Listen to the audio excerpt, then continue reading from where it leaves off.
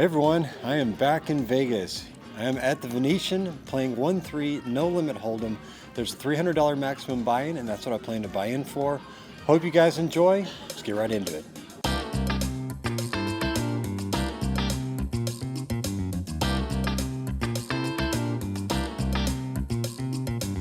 Okay, before we get started, want to let you guys know this was a monster 15 plus hour session. Yes, the second time I've ever played more than 15 hours. I recorded 55 hands in total, and no, I am not going to discuss all 55, but really the more interesting ones of the 55. So let's go ahead and get started. A lot to talk about. Here I arrive at the casino at about 8:30 in the morning and take my seat at about 8:50. In this first notable hand, I'm in the hijack position and look down at Queen Jack of Hearts. Low Jack opens the action for $15, and I'm not sure if this is the standard open at this table or not. I don't know anything about these folks quite yet, but given I'm 40% of the way to a royal flush, I think a 3-bet is in order, so I raise this one up to $45. The button makes the call and the Low Jack folds, so pretty interesting right off the bat. Button could likely have some suited connectors like myself, a decent sized pocket pair, or possibly even a suited ace. So we're heads up to a flop, which is Queen 8-8 with 2 diamonds. Alright, top pair, pretty decent kicker. I'm first to bet, so I put out a continuation bet of $45, a little less than half the pot. The button thinks about a call for a brief second or two and lays down ace king face up, so I'll take that. Pretty quick win here within the first minute of sitting at the table, so the day seems to be getting off to a nice start. Okay, in the second notable hand of the session, I'm in the big blind and look down at Ace-8 of spades. +1 opens the action for a whopping $6. Still not sure what the standard raise is quite yet, and it could be there really is no standard raise sizing here. The middle position player calls the 6, the low jack calls, and the button calls. Well, Ace-8 suited doesn't really play that well multi-way, and I think there's a lot of dead money in the pot, so I think a raise is in order. But what's the proper raise amount? Generally, you want to go 3 to 5 times the big bet, plus add any additional money put in the pot, right? So here, 3 times the big bet is $18. And there were 3 other callers of the 6, so I raised this one up to $35. Everyone folds with the exception of the low jack, so the low jack had a double call here. He called the initial raise and called my 3 bet as well, so he's not going to have any premiums here, more likely a pocket pair or some suited connectors. So we're heads up to a flop, which is Queen Deuce 3, all spades. Heck yeah, flop the nuts. Now how do I extract the most money out of this guy? I'm first to act again, and I think if he's connected at all with this board, I think a 30% C-bet may work, so I put out a bet of $30 and he makes the call. Does he have a queen here? Maybe something like king-queen offsuit? The turn is the 9 of diamonds, so pretty much a blank. Don't think he'd double call pre-flop with the queen 9, but it's possible. Again, I sized down a little bit, don't want to scare him off, so I put out a bet of $50 this time, and he makes the call again. Yeah, definitely think he's got a queen now. However, the river is the queen of clubs, so did he make trips here? What's the right sizing now? If he was calling with pocket deuces or 3s, or potentially has queen 9, I think the proper play is to continue to size down a bit. If he does have those hands, he's definitely going to let me know with the raise. It'll be a tough fold, but I'll lose the minimum. So I put out a bet of $75, and he thinks about this for a solid 30 seconds or so and makes the call. I show my nut flush, and he mucks. Nice sized pot here of nearly $400. Okay, this hand is about 30 minutes later. I'm in the hijack position and look down at Ace-5 of diamonds, one of my favorites. The end of the gun limps, and my standard unopened raise in the 1-3 game is generally $12, so with one limper in front of me, I'll generally add his bet to my standard open, so I raise this one up to $15. The cutoff then 3 bets to $35. The end of the gun player folds, and I think a call is in order with this hand. It's a pretty strong hand and plays pretty decently heads up. Case could be made to fold, but I think that feels a bit nitty here. Could be up against jacks, queens, or kings. Less likely aces or ace king as I have that ace blocker. So I make the call, plan to proceed cautiously here. So we're heads up to a flop, which is 4 queen ace with 2 clubs. I check to the pre-flop aggressor and he checks as well, so now I'm thinking he likely has kings or jacks here. If he did have a strong ace, there'd be no question he'd c-bet this flop. The turn is the jack of diamonds, so now I think a pro bet is in order. So I put out a bet of $40 and the cutoff makes the call. I'm fairly certain he doesn't have an ace now. He had the opportunity to bet post-flop and he could have raised me here on the turn and he didn't, especially since there's a flush draw out there. So now I'm thinking he for sure has kings and is glued to them a bit. The river is the 3 of spades, so about as big as of a blank as it gets. So what bet sizing would kings call here? I think a $100 bet might scare him off, so I size down a bit again and throw out a bet of $50. And he thinks about this for a solid minute and a half. So that's good he didn't snap call, and I don't think he's raising given the amount of time he's thinking on this. He ends up making the call. I show my ace-5 and he mucks, so I take this one down. No doubt he had kings here.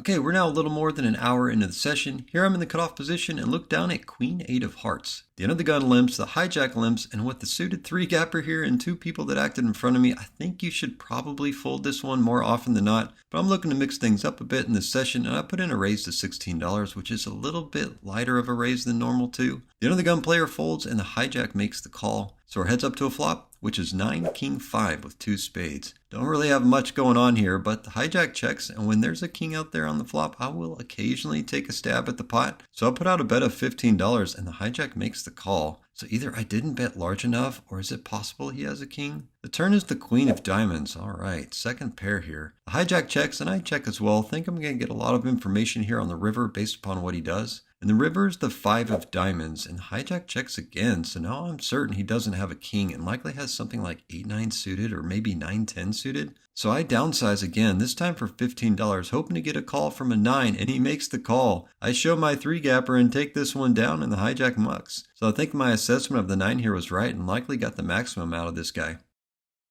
Okay, in this hand I'm in the cutoff position and look down at a nice one, Ace-King offsuit. Folds to me and I open the action for $12 and the button is the only one that makes the call. So our heads up to a flop, which is Deuce, King 9, all diamonds. Doesn't get much better than that. The C-bet is of course mandatory here with my top pair and nut flush draw, so I put out a bet of $15. Button thinks about this for a moment and makes the call. He seemed a bit hesitant to make the call, and I'm not sure if I'm going to get much more out of him, so we'll see what happens. The turn is the 3 of Diamonds, so I make the nuts here. Now, I'm generally a fan of betting when you've got a made hand, so I put out a bet of $25, but I think a check could have been the play here, though. Try to let him catch up a bit. He thinks about this again for a moment and makes the fold. Would I have gotten more money out of him? Not sure, but I take this one down regardless.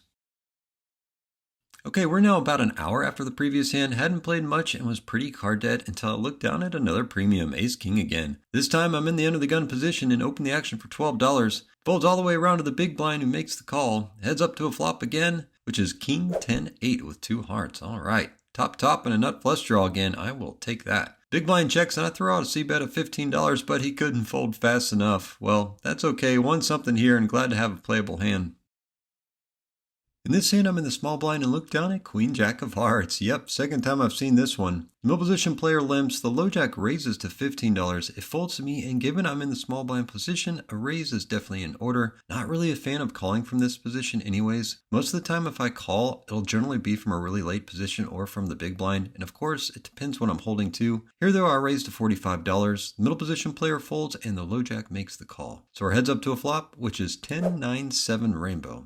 Okay, I've got an open ender here and a backdoor flush draw. Given all this equity, a bet is certainly in order, so I put out a C-bet, $40. Low jack thinks about this for a bit and makes the call. Now, given we didn't see a 4-bet pre-flop, he won't have aces and maybe not kings here either, but a pretty strong ace is a possibility as well as a pocket pair. The turn is the ace of clubs. Well, my backdoor flush draw is gone, and that's a card that's definitely in his range. I check and hope he checks behind, would like to see a river for free here, and he does check. The river's the 5 of clubs. Okay, only have queen high here. I pretty much give up and check, and he checks as well. I show and he turns over pocket 4s and takes this one down. Kind of a bummer, but I guess he actually had the lead from the get-go with those 4s. That's okay though, on to the next hand. Okay, an hour has now passed. Haven't been dealt much, but did split a decent-sized PLO bomb pot earlier, which happens with each dealer change here at the Venetian. In this hand, though, I'm in the middle position seat and look down at Ace-10 offsuit. The end of the gun limps, and Ace-10 off from this position is a tad loose to open, but trying to get my VPIP up a bit, so I raise this one up to $15. Folds back around to the under gun player who makes the call. So our heads up to a flop, which is 3 Ace-7 rainbow. Now I think he probably would have raised pre-flop with a better ace than myself, so I think I'm in the lead here 9 times out of 10. He checks and I put out my standard $15 C-bet in a single raised heads up pot. Doesn't think long and he makes the call. The turn is the 4 of spades. He checks again, and with a backdoor spade draw out there, I think upsizing a bit here on the turn makes a bit of sense. If he's not on a spade draw or has a 7 with like 7-8 suited or something, he's likely going to fold to pretty much anything. So I put out a bet of $40 and he thinks on this for a solid 30 seconds or so, and he folds. Quite a few heads up pots here at the Venetian, a tad different than what I'm used to playing in Texas. Just a different style of play, that's for sure. In this hand, I'm on the button and look down at a nice one, pocket jacks. The end of the gun limps, the low jack then raises to $12, which indicates some significant strength here, and he could have anything from the premiums to suited connectors to a medium pocket pair. It folds to the cutoff, who then 3 bets to $30. Well, so either or both the low jack and cutoff could now have the premiums. Given that, I think the best thing to do is call in this situation. I think if I 4-bet, I could isolate myself against someone with a bit of a stronger range. So that's what I do. I make the call. The under the gun player folds and the low jack makes the call as well. So the premiums are now out of his range. My main worry now is the cutoff for sure. So we're 3 ways to a flop, which is 4, 5, 10 with 2 diamonds. The low jack checks and the cutoff puts out a bet of $40. Now with the front door flush possibility out there and my overpair, I think a raise is the best option here. I'm ahead of all ace kings and diamond draws, of course, and if the low jack folds and the cutoff calls my raise, then I definitely need to proceed with caution. It'd be very possible he has aces, kings, or queens. However, if I just call the cutoff's $40 bet, that might open the door for the low jack to stay in with a potentially weaker hand that could outdraw me on the turn or river. So I end up going with the raising option and raise this one up to $100. Low jack gets out of the way pretty quickly as expected, and the cutoff now thinks about this for a solid minute. So now I'm fairly certain he doesn't have aces, kings, or queens, but he could be on a draw here with like ace, king of diamonds, or possibly king, queen of diamonds. After a bit, he ends up folding, and I take this one down. After the session, I asked him what he had, and he said he had pocket jacks. I think I believe him too. Very unlikely, but possible. Overall, a decent-sized pot here. Okay, this is a few rotations later. I'm on the button and look down at ace-king offsuit. Folds around to the cutoff, who opens the action for $10. Yep, standard 3-bet here, so I bump this one up to $30. The blinds get out of the way and the cutoff makes the call. Of course, he's going to have a bit of a weaker range than myself. Could have anything from pocket queens and down to a couple of smaller suited broadways. So we're heads up to a flop, which is Jack 10-9 with 2 spades. Cutoff checks, and with 2 overs and a gutter to the nut straight, I think a c-bet is appropriate, so that's what I do. I throw out a bet of $25 and the cutoff makes the call. The turn is the 9 of clubs. The cutoff checks again. I think it's time to slow down a bit in the event an ace, king, or queen doesn't make an appearance, so I check as well. The river's the 7 of spades. Okay, front door flush gets there. The board is also paired, and I just have ace high here. Pretty much giving up at this point. Cutoff checks again, and I check as well. I show my ace high, and he turns over queen jack of clubs. Man, glad I didn't lose any more than I did in this hand. Okay, we're now a little more than an hour later. Here I'm on the button again and look down at 6-8 of diamonds. Haven't seen much in a long while, and this one's looking pretty nice at this point. The low jack limps, the cutoff limps, and given I've got a suited 1-gapper on the button in a limped pot, I think a raise is in order, so I bump this one up to $16. Big blind makes the call, the low jack makes the call, and the cutoff folds. So we're 3 ways to a flop, which is 7, 5, 8 with 2 clubs. All right, top pair and an open ender here. It checks to me and a c-bet is in order, so I put out a bet of $20. Big blind checks her cards and makes the call, and the low jack folds. Now this flop is definitely going to hit the big blind's range pretty darn often, so I need to be mindful of that. But given she checked her cards, I think she's more likely on a draw here with something like 9, 10, or maybe even 4, 5 suited. The turn is the king of diamonds, so that brings in a second flush draw out there on the board. Big blind checks, and I really don't think that a king hit her hand, and I put out a bet of $40, and she makes the fold, so I take this one down. Okay, in this hand, I'm in the low jack position and look down at king queen offsuit. +1 limps, and I raise the action to $15. Folds around to the small blind who makes the call, and the +1 folds. Again, unlikely we're running into premiums here, so we're heads up to a flop, which is 10-3 jack rainbow. Okay, open ender here again. I will take that. Small blind checks, and this is a pretty standard c-bet, of course, so that's what I do. I throw out a bet of $15, and the small blind makes the call. I could have connected with that 10 or jack, or he could have a smaller pocket pair and wants to see an additional street. The turn is the ace of diamonds. Heck yeah, the nuts. Small blind checks, and I certainly hope he connected somehow here, and I put out a bet of $35, but he quickly folds.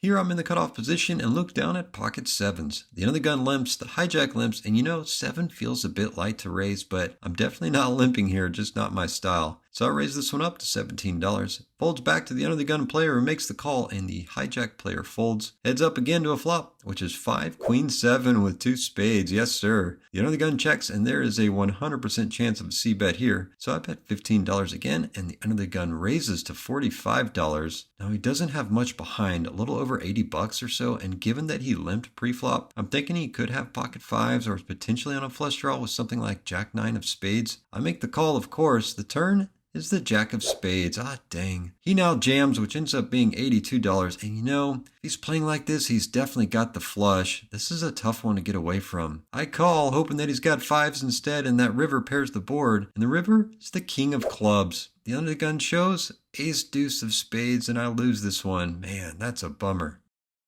Okay, we're now about 9 hours into the session. I'm in the low jack position here and look down at 6-7 of hearts. The under the gun limps, I raise this one up to $15. The cutoff calls, the button calls, and the under the gun calls. Alright, finally some Texas multi-way action. So we're 4 ways to a flop, which is 7-5 jack with 2 clubs. Okay, middle pair here, but that jack and those clubs are likely to create some additional action. The under the gun checks, and I check this one as well with that pretty wet board, and the cutoff bet's $30. The button makes the call, the under the gun folds, and I call as well. I've got a piece of this board. Now the cutoff betting into multiple opponents like this just screams strength, and with the button calling with 2 people to act behind, he's going to be pretty strong as well. No doubt one of them's got a jack with maybe something like jack 10 or jack 9 or something like that. The turn is the jack of spades. Well, if 2 jacks are now accounted for now on the board, odds are one of them doesn't have one in their hand, but they're certainly acting like they do, or at least is on a club draw. I check, and now the cutoff checks as well, but the button then bets $30, which is pretty darn low in comparison to the size of the pot. I just don't think my 7s are going to hold up here though, so I'll let this one go, and the cutoff makes the call. The river is the 7 of diamonds. Well, would have made a boat here, but still don't think it would have held up. The cutoff checks, and the button bets $50 this time, and the cutoff folds. So the cutoff was likely on a draw, and the button likely had a jack here, and he takes this one down. Okay, my stack is now a couple $100 off my peak in this session, hoping to put together a good streak of wins. Here I'm in the undergun position and look down at ace-5 of spades. I open the action for $12, and the button is the only one that makes the call. Now his range is going to be pretty darn wide here, but we're heads up to a flop, which is ace-3-8 rainbow. Okay, I'll take that. I throw out a continuation bet of my standard $15, and he makes the call. Did he connect with the 8 maybe? The turn is the jack of spades. Think I'm going to get a better feel as to what he could have here now with the bet. Want to make sure I'm not outkicked, so I'll put out a bet of $30. He checks his cards and lets it go. So I guess he was on a draw of some sort, but I take this pot down. First pot I've taken down in about an hour or so. Glad to have it. Okay, we are now more than 2 hours later. I am not kidding. Was hoping to put together a good string of hands, but nope. Super card dead, and even lost a pretty sizable bomb pot too. So at this point I've added on for an additional $140, and I'm in on this game for a total of $440. Here I'm in the end of the gun position and look down at queen 10 of hearts. Okay, 40% of the way to a royal, so I open the action for $12. Low jack makes the call, and the hijack calls as well. They could have any number of hands here except the premiums, of course. So we're 3 ways to a flop, which is 4 jack queen with 2 hearts. Well, top pair and a flush draw. Hope I can get 3 streets of value here. I'm first to act and put out a bet of $20, half the pot. Low jack makes the call, and the hijack folds. Okay, the low jack could have several different hands here. Could have a jack, a queen, could be on a hard draw as well. The turn is the 7 of spades, which is pretty much a blank. Don't think there's any reason to slow down, so I'll put out another half pot bet, this time $40, and the low jack calls again. Could I potentially be outkicked here? The river is the 8 of hearts. All right, queen high flush here. So really the only hand I'm losing to is ace X of hearts without the face card. So what's the best bet sizing? Don't want to go too large in case he does have the ace flush, which he'll definitely put in a raise. Also, a lower amount will target a queen as well. So I'm thinking a little less than half the pot, and I'll put in a bet of $75, and he snap calls. Uh-oh. I show my queen high flush, and it's good. Nice pot of just over $300. Okay, this is an interesting hand, folks. A tell I picked up on and used it against the main villain here. In this hand, I'm in the big blind and look down at jack 8 of hearts. The under the gun player limps, the hijack raises to $11. The small blind calls, and I don't think this hand is quite strong enough to 3-bet here, but it is a pretty good suited 2-gapper nonetheless. So I make the call, and the under the gun player calls as well. We're 4 ways to a flop, which is 9 jack 8, all diamonds. Okay, top and bottom pair here, but on a monotone board. The small blind checks, I check, and the under the gun checks as well. The pre-flop aggressor in the hijack position also checks, but she does it while looking at her cards. Now, generally in poker, if you have 2 of the same suit in your hand, that's pretty easy to remember. No need to check it twice. When most people look at their cards post-flop, they have 2 of a different suit or are on a draw. So I see this, and I'm certain she doesn't have 2 diamonds in her hand. The turn is the deuce of clubs, a huge blank. Small blind checks, definitely not checking now, so I put out a bet of $20. The under the gun folds, and the hijack lady now raises to $45. Small blind folds, and yep, just the 2 of us now, and she doesn't have much behind at this point, so I announce a raise and put out a $100 black chip, thinking that'll cover it. She then goes all in, and I call and throw out a $1 chip just to be sure, and the river is the ace of clubs. She shows pocket queens with the queen of diamonds. I show and take this one down. Knowing that tell really paid off here. Decent sized pot of just over $250. Okay, we're a couple of rotations later at this point. I'm in the under the gun position and look down at pocket 8s. This is a bit at the low end of the spectrum from opening in this position, but still openable, and I throw out my standard unopened bet of $12. Folds around to the cutoff, who's the only one that makes the call. So our heads up to a flop, which is deuce 9-7, all spades. What the heck, another monotone board. I've got second pair here and some backdoor possibilities, so I'll put out a bet of $15, and the cutoff makes the call. I think most everything here could be in his range given his position. He could have a spade, a 9, or a 7. The turn is the jack of spades. Well, okay, I make it unlikely flush here and actually have a straight flush draw. I check now as my 8 high flush may not make the cut, and he bets $25. Not going anywhere for that price with this draw quite yet, that's for sure, so I make the call. A bit worried about a higher spade though. The river's the 10 of clubs, doesn't really change a thing. I check and the cutoff checks behind. I show and the cutoff mucks, so was he trying to steal this thing on the turn? Possibly, but I take it down. All right.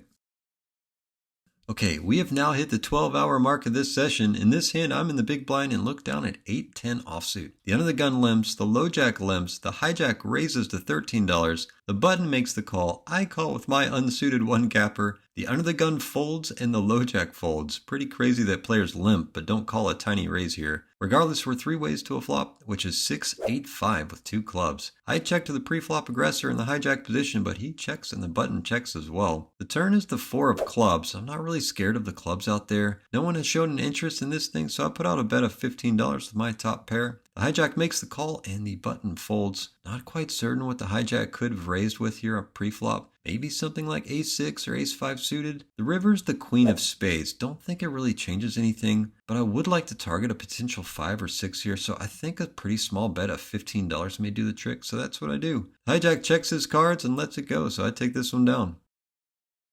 Okay, folks, this is the very next hand. I'm in the small blind and look down at ace-king offsuit. Yep, third or fourth time I think this session. The low jack opens the action with the limp. It folds to me, and yep, bumping this one up, so I raise to $15, and the low jack makes the call. He doesn't have much behind, something like $35 maybe. So our heads up to a flop, which is 8-3-8 rainbow. I throw out a standard continuation bet of $15 with my 2 overcards here, and the low jack goes all in with his remaining chips, which ends up being $33. It's only $18 more for me to call, and I don't think he's got an 8 or a 3 here, and I could be in the lead, so I make the call. The turn is the 5 of spades, and the river's the jack of hearts. Well, he turns over pocket 4s, and I muck my ace high. Not too upset about this one. Okay, in this hand I'm in the hijack position and look down at queen 10 of diamonds. The low jack limps. I raise this one up to $15 with my royal flush draw. Both of the blinds make the call and the low jack calls as well. Alright, multi-way action into a flop, which is 3 ace deuce rainbow. That darn ace. Blinds check, the low jack checks, and I check as well. Don't really have much going on here. The turn is the 10 of spades. It checks to me again, which indicates nobody has an ace here, and with my second pair, I think a bet is in order, so I put out a bet of $25. However, the small blind raises to $75. The big blind and low jack players fold, and this one is an odd one for sure. There's not a flush draw out there. I mean, could he have flopped a straight with 4-5 maybe? When someone raises like this, and especially this high in low stakes, that generally means they're pretty nutted, so I'll let this one go. Pretty confused on this one. Let me know what you think in the comments below.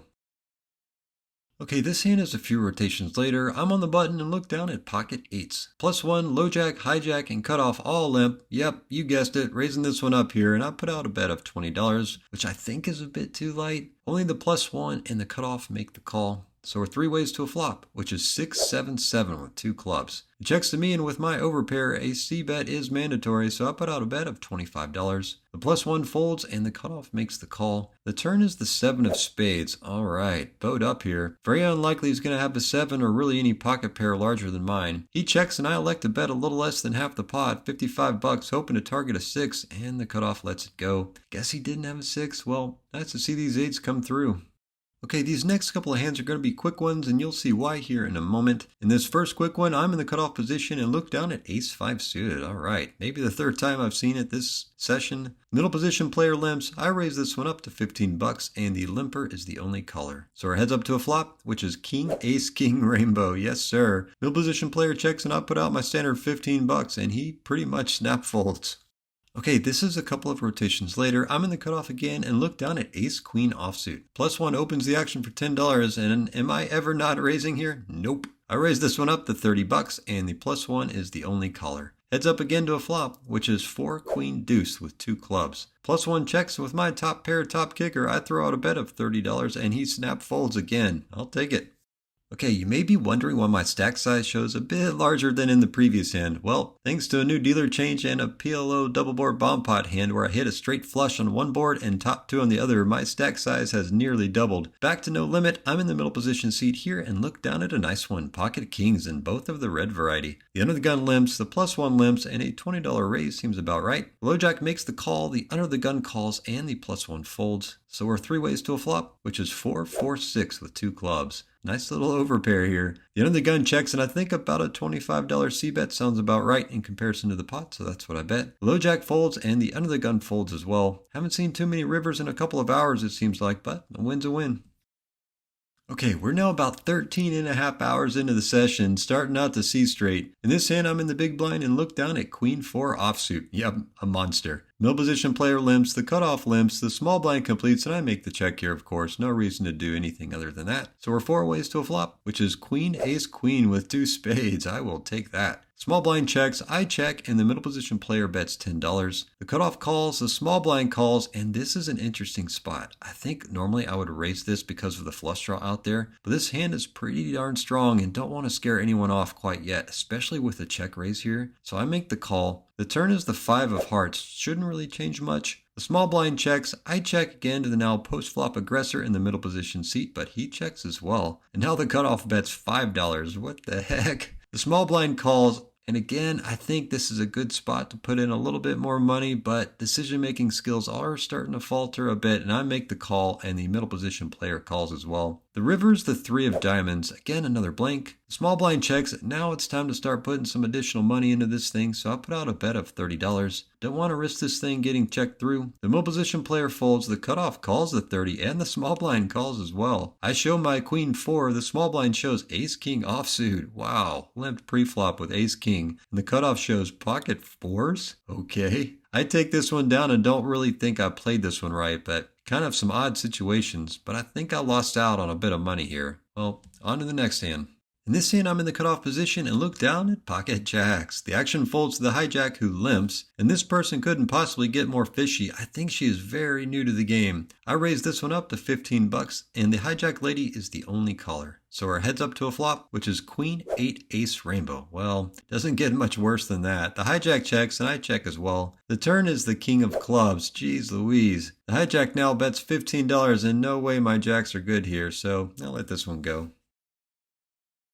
Okay, we're now about 14 and a half hours into the session. In this hand, I'm in the hijack position and look down at Jack 9 of diamonds. The under the gun opens the action for $15. It folds to me, and given he opened from that position, he's going to have some pretty significant strength here, so I make the call. This hand's not that great to put in a 3-bet, but a case could also be made to fold, but I was looking for some action. So our heads up to a flop, which is 8 Queen Jack with 2 diamonds. Middle pair and a gut shot straight flush draw, yes sir. The under the gun puts out a $25 c-bet. I call here instead of raise, which I think may be a mistake. You know, the premiums are still in his range. The turn is the 7 of diamonds. All right, I've got my flush. Now the under the gun bets $100, about 1.2 times the pot. Well, that is interesting. What could he have here? Does he have pocket aces with the ace of diamonds, or maybe even ace king of diamonds? I make the call, a tad worried. The river's the 5 of diamonds. Gosh dang it. Now the under the gun bets $50. Man, that's such a small amount. I throw in the call with the black chip, hoping he doesn't have the ace or the king of diamonds. I show my jack high flush, and he shows ace 8 with the ace of diamonds. Dang it. Only 2 cards in the deck that could beat me, and he had one of them. Would he have folded if I had raised post flop? I don't think so. He connected with the board and had that ace high flush draw. Bummer on this one. Okay, we're now about a full rotation and a half later. I'm in the big blind and look down at Queen Jack of Spades. +1 opens the action for $10. The cutoff, who is a really big fish, calls the 10, and I call as well. Now this is a raise nearly 100% of the time, but I want to play with this person in the cutoff, and that is the only reason for a call here. Generally not recommended with this hand. Regardless, we're 3 ways to a flop, which is 3 Queen Deuce with 1 spade. I check to the pre-flop aggressor and he bets $15. Cutoff folds, dang it, and I make the call. The turn is the 8 of spades. All right, top pair and the backdoor spade draw is still alive. I check again to the +1 and he checks back. I think I have a pretty commanding lead here. The board is pretty dry outside of that spade draw. The river is the 3 of clubs, pretty much a blank. This time I'll lead for $25, and the +1 thinks about this for a long time, a solid minute, and eventually calls. I show my top pair and it's good, +1 mucks. Okay, folks, we are now over 15 hours into the session. This is officially the second longest one I've ever played, and this is the last recorded hand of the session too. Here I'm in the big blind and look down at a strong one. Jack deuce offsuit. Yep. The hijack limps, the cutoff limps, the small blind completes, and I make the check here. So we're 4 ways to a flop, which is Jack 5-10 with 2 clubs. Okay. Top pair, worst kicker you could get. Small blind checks, and I throw out a bet of $10 with no aggressor identified pre-flop. The hijack makes the call, the cutoff folds, and the small blind calls as well. Okay, I think any one of these guys could be on a straight or a flush draw, or they could have connected with a 10 and possibly the jack. The turn is the queen of hearts. The small blind checks, and I don't really see a reason to slow down at this point with my top pair, so I put out a bet of $25, and before the hijack even acts, the small blind mucks, and the hijack ends up making the call. A little concerned now I'm outkicked. The river is the 7 of clubs. Well, the flush comes in. I think it's time to slow down just a bit, so I check, and the hijack now jams for his remaining stack of $57. Yeah, there's just too much that can beat me, so I'll let this one go.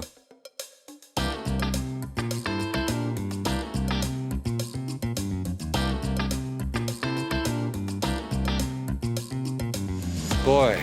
Yet again, another 15+ hour session, this time at the Venetian, up and down the entire day, morning, afternoon, and evening. In all, I was in for 440, out for 610 for a profit of $170. I wish it was a little bit more than that, given the amount of time I spent, but, had a good time. Action was fun. A lot of great people here. Great casino, great poker room. Anyways, thanks for watching. Hope you like and subscribe, and have a good one.